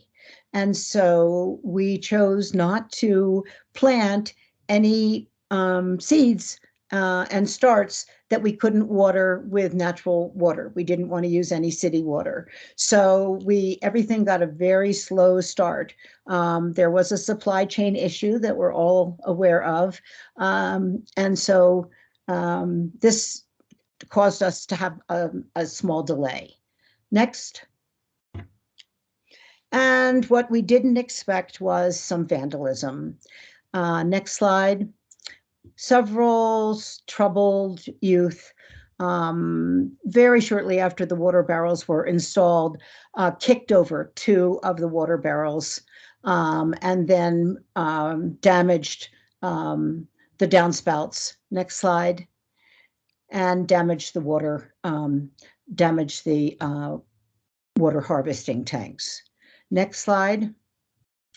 After we repaired those, and about a month after water tanks had been installed, several children took a knife and put holes into one of the water barrels. Next slide. And so you can see we were losing water. You can also see all of the scuff prints. They were trying to get them down, but we had secured them with wire to the building, so they no longer could kick them over. Also, the weight disallowed that.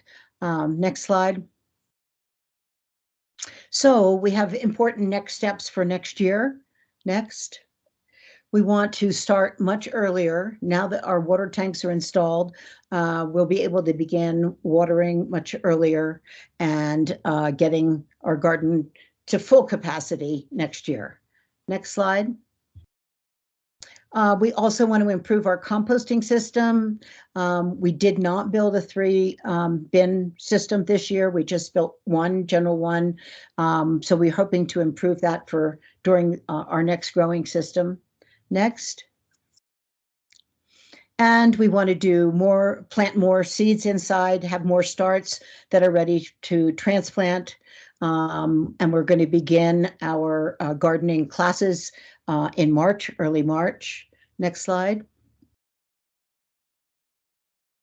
And we also want to get more advice from experts. So I'll be contacting folks who spoke this evening, as well as folks in your office, terror birds and master gardeners. Next slide. And I want to continue writing grants so that we can add additional garden beds and grow a wider variety of plants in the future. Next slide.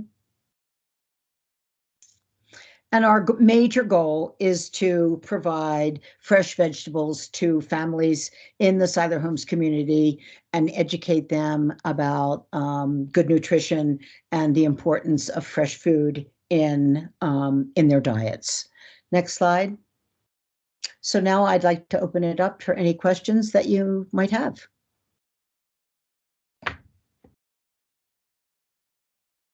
All right, thanks. We're running a little bit short on time, but if there's any quick questions, we can probably take a few seconds for them.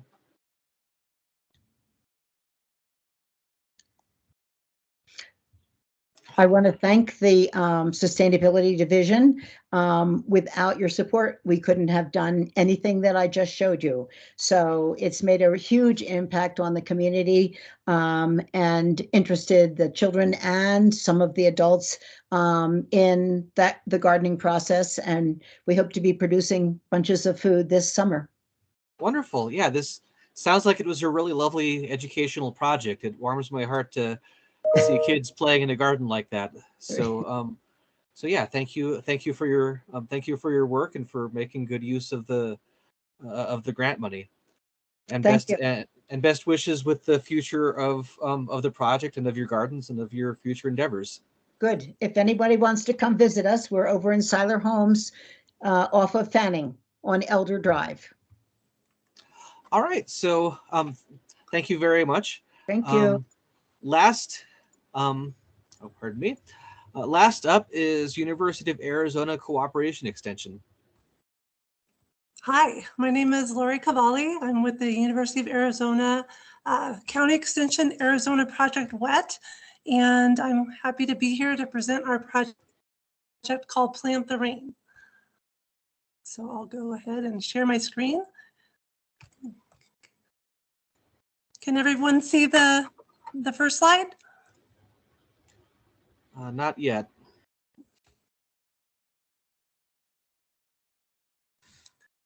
Okay.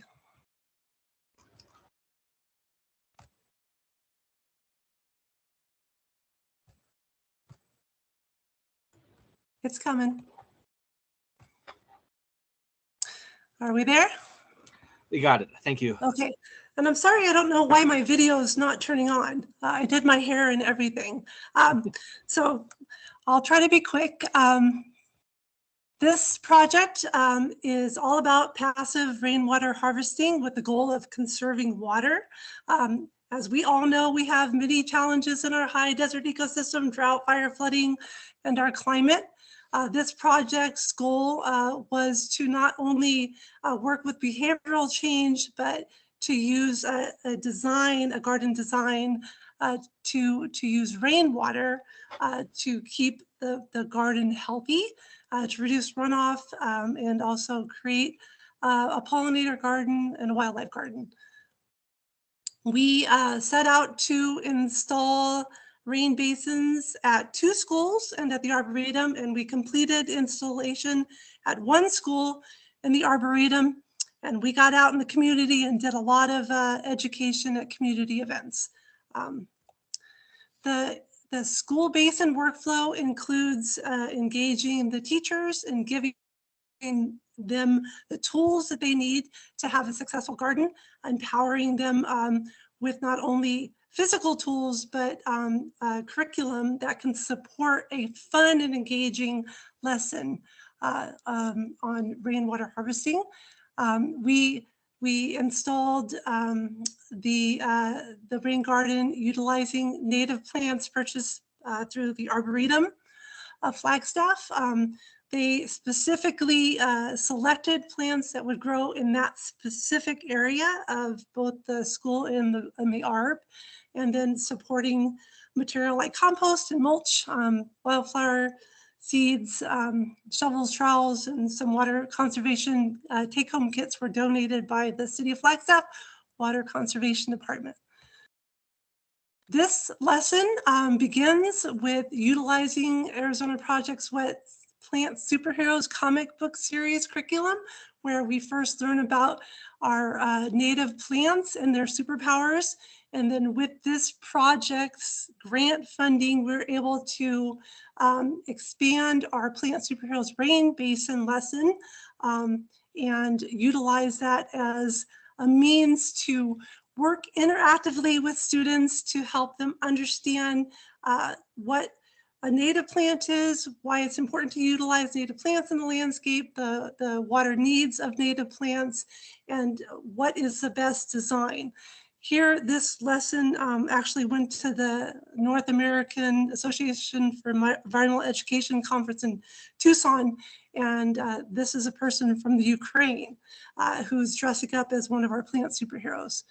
We our school partner this year was actually a partner that I have all year with Full Steam Ahead, and that allows me to create a project around this rain basin project. So we started out with plant superheroes, and then with this project, we actually were able to embellish and expand the lesson by creating a build your own plant superhero character. So here the learners chose to use costumes. This was the fall, and dress up as the plant, the native plant that they are going to choose to place into their rain garden. So here you have they're acting out, and this is also a great way to expand science time in the classroom. Science is never given enough time, so we can go into ELA, and we can go into drama, and we can just spend more time with the topic. So they utilize the Plant Superheroes comic book rain basin lesson to choose plants that will work well in their landscape. And then this particular image is of a Google Doc where they can move the parts around, and then we take a picture of the schoolyard, and they can plan that digitally. It's also available in a poster board format. This is another version of building their own plant superhero, where they choose a plant that's drought tolerant, that's resilient, and they learn about the attributes, and they associate like a cape, with being maybe drought tolerant, and they just have fun learning about the native plant and its attributes by making a superhero. The Knowles project started in the autumn, and we planted about 20 plants, and we were able to deliver that lesson within a broader lesson on water conservation and ecosystems and watersheds. This is an aerial view of the Knowles rain basin. So we took a Google Map image, and then we used the Google Map tools to get the diameter, and then we were able to determine, based on our annual precipitation for that area, what potential water, what the water capture would be. And so we only planted based on what it could support with the moisture from the rain. The grant also allowed us to purchase some really cool fun tools, such as moisture meters and an infrared monitor, so they could take a sample of the temperature of the soil. Is this a sunny area? Does your superhero plant like sunny areas, or does it like shade? The learner on the right is doing a percolation test to determine like how long it takes, for the water to get absorbed. Is this an area that, would require a certain plant that requires more or less water? So they're learning about, the proper planting techniques. And here we have Happy, Mrs. Cooper, with her learners doing their actual installation. The second project was the Arboretum of Flagstaff, who's a partner of mine of 3 years. And I spent the week with their Water Wonders camp. So like Knowles, with the project-based learning and the Full Steam Ahead partnership, I was allowed to spend an entire week building context with the learners and getting them excited about being good water stewards. And then halfway through the camp, we approached the rain garden project. So, Arizona Project Wet is a part of Project Wet, and we teach teachers. So in this camp, I was able to teach 5 local teachers how to facilitate these lessons so they become proficient and comfortable with the topic. And so then they turn around and teach their campers. Here they're learning more about our plant superheroes. And then through the interactive, if you look up here on the upper right, this is the same digital version of the plant superheroes in a poster form.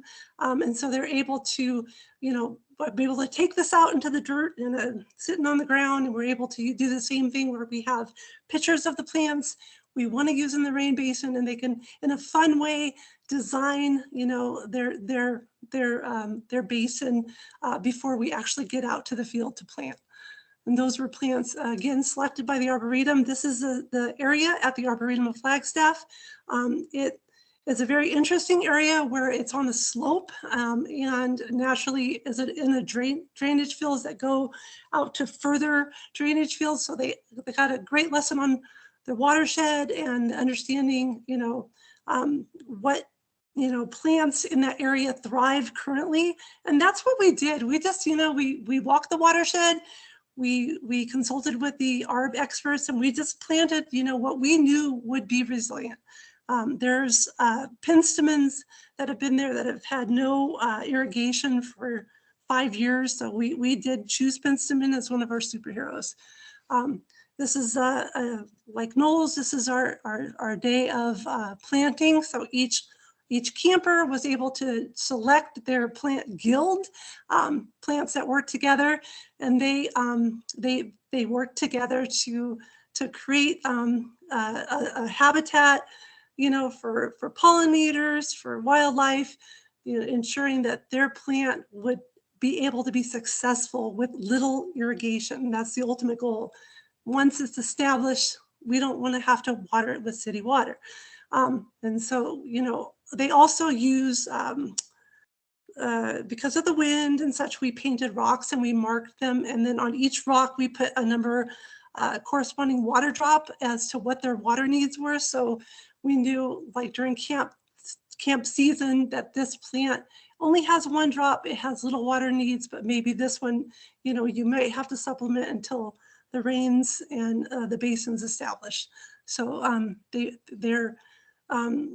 their lesson with the Plant Superheroes inspired us to create a story walk. So we took the comic book that we created together as a camp, and we created a story walk so that we could showcase this to guests at the Arboretum, and also to the parents or caregivers that come and see what they've done. They could walk and talk about the rain basin that they created. So again, just some of the highlights where this was, it's fun, engaging within a context of water conservation, becoming good stewards. They learn deeply about the plant, care about the plant, to be a good steward, of their garden. So because we lacked one school, we had to get this message out there. So Plant Superheroes is inherently very versatile. It can be done in the classroom. It can be done, in a camp. It could be done at festivals very well. So we did take this lesson to the ARB's Pollinator Festival. We took it to the Master Gardener's Plant Sale at the Museum of Northern Arizona. It was at the STEM City Festival. And there we have Master Gardeners making seed balls. That's a part of this project. Seed balls are recommended by County Extension as a way to establish seeds.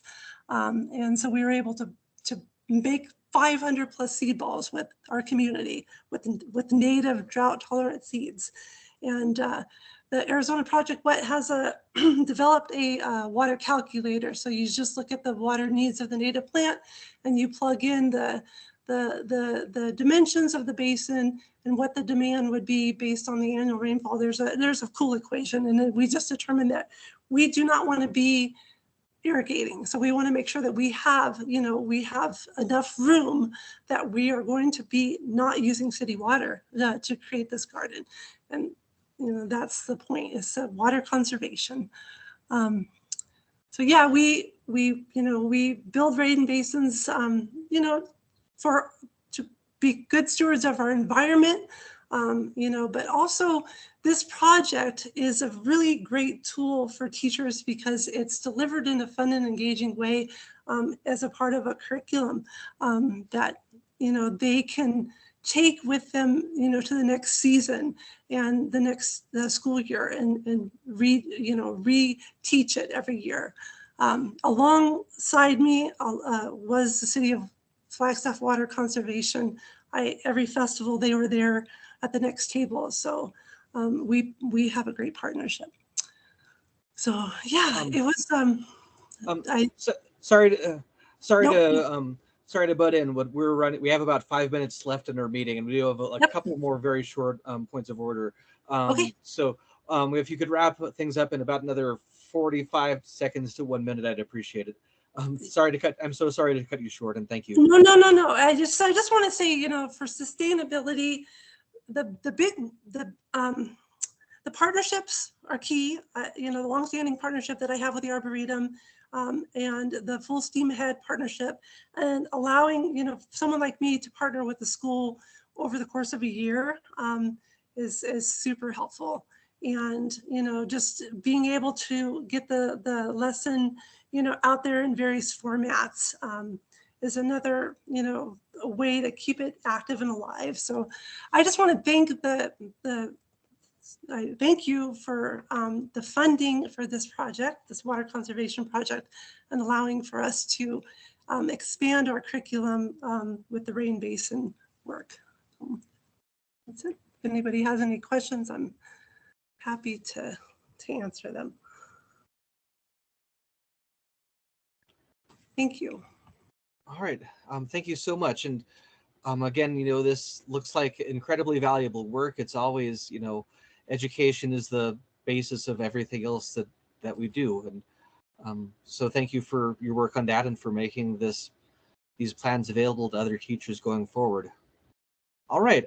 So again, I want to extend one more thank you to all of our grant recipients who presented today. It's one of the most important things that we do, and we really value and appreciate the hard work and that you do. That really adds a lot of value to our community. So again, thank you. All right, so we have just a couple. We have just a few more minutes. I believe that Summer will be standing in for Nicole. Next we have a Sustainability Commission recruitment. So Summer, you have the floor. Thanks, Chair White. We unfortunately don't have many updates for tonight because we haven't received any applicants for that. But speaking with Nicole earlier today, she said that staff will follow up with the commission for requests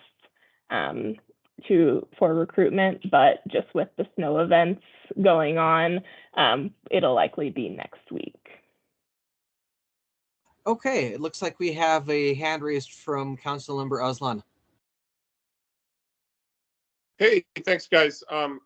I didn't realize that we were short commissioners. I will do my own part to reach out with some resources and networks to see if we can get some applications in. That's all. Okay. Thank you, Council Member.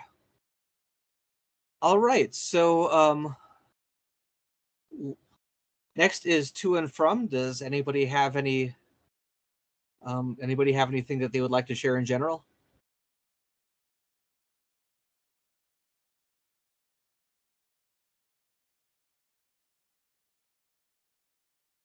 Okay, I see nothing. I see no requests for to and from items. Last is future agenda item requests. So do we have any requests from commissioners for future agenda items?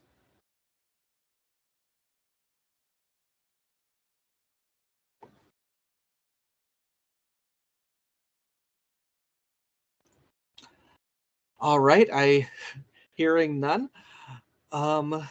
We are out of agenda.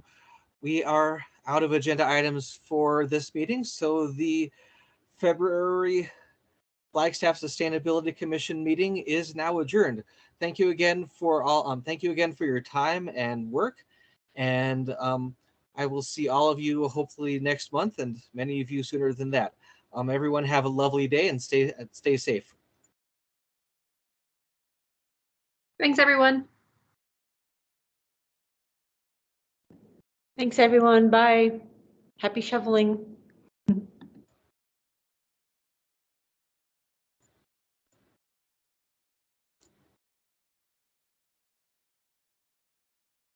And one more time, thank you thank you, Summer, for standing in for Nicole.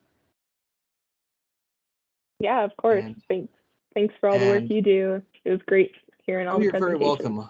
welcome. And I should have thanked Brianna one more time for keeping notes and doing all the other organizing. I'll send her one more email, but if you see her again, then if you pass on my my gratitude, I'd appreciate it. Yeah, definitely. Thanks. Great. All right. Well, Well, have a great evening. thanks. You as well. Take care.